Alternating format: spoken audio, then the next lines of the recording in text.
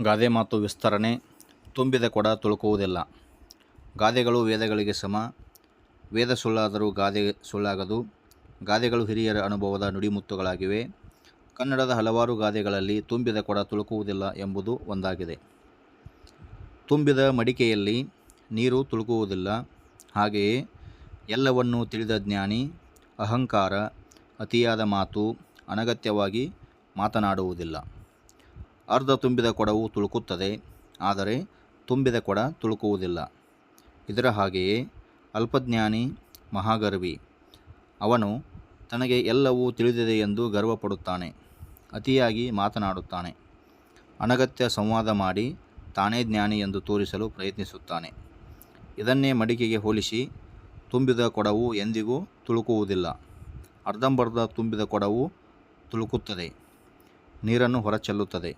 ಆದ್ದರಿಂದ ಅಲ್ಪಜ್ಞಾನಿ ಮಹಾಗರ್ವಿಯಾಗಿರುತ್ತಾನೆ ಎಂದು ತಿಳಿಸುವುದೇ ಈ ಗಾದೆಯ ಮಹತ್ವವಾಗಿದೆ. ಬೆಳ್ಳಗಿರುವುದೆಲ್ಲ ಹಾಲಲ್ಲ.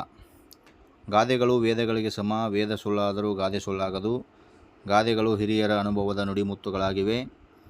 ಕನ್ನಡದ ಹಲವಾರು ಗಾದೆಗಳಲ್ಲಿ ಬೆಳ್ಳಗಿರುವುದೆಲ್ಲ ಹಾಲಲ್ಲ ಎಂಬುದು ಒಂದಾಗಿದೆ. ಈ ಗಾದೆ ಅತ್ಯಂತ ಜನಪ್ರಿಯವಾಗಿದೆ. ಕುರುಡು ನಂಬಿಕೆ ನಾಶದ ನಾಂದಿಯಾಗಿದೆ ಎಂಬುದನ್ನು ಸೂಚಿಸುತ್ತದೆ. ಜೀವನದಲ್ಲಿ ನಂಬಿಕೆ, ವಿಶ್ವಾಸ ಅಗತ್ಯ. ಹಾಲಿನ ಬಣ್ಣ ಬಿಳಿ ನಿಜ, ಆದರೆ ಎಲ್ಲ ಬಿಳಿ ಬಣ್ಣದ ವಸ್ತುಗಳು ಹಾಲಾಗಲಾರವು.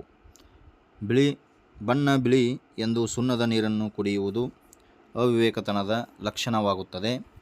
ಕೇವಲ ಬಣ್ಣದಿಂದ, ಮೃದು ನುಡಿಗಳಿಂದ ಒಬ್ಬ ವ್ಯಕ್ತಿಯ ವ್ಯಕ್ತಿತ್ವವನ್ನು ಅಳೆಯಲಾಗುವುದಿಲ್ಲ. ಒಬ್ಬರಂತೆ ಮತ್ತೊಬ್ಬರು ಇರುವುದಿಲ್ಲ. ವ್ಯಕ್ತಿಯ ಗುಣವನ್ನು, ನಡತೆಯನ್ನು ಅರಿತುಕೊಂಡು ಕಾರ್ಯಪ್ರವೃತ್ತರಾಗಬೇಕು. ಬೆಳ್ಳಗಿದ್ದದ್ದೆಲ್ಲ ಹಾಲೆಂದು ಸುಣ್ಣದ ನೀರನ್ನು ಕುಡಿದರೆ ಪ್ರಾಣಾಪಾಯ ಉಂಟಾಗುತ್ತದೆ. ಹಾಲನ್ನು ಪರೀಕ್ಷಿಸಿ ಹಾಲೆಂದು ತಿಳಿದ ಮೇಲೆ ಕುಡಿಯಬೇಕು. ಹಾಗೆಯೇ ಯಾವುದೇ ವ್ಯಕ್ತಿಯನ್ನು ಬೇಗ ನಂಬದೆ ಪ್ರಮಾಣಿಸಿ ನೋಡಬೇಕು ಎಂಬುದನ್ನು ಈ ಗಾದೆ ತಿಳಿಸುತ್ತದೆ.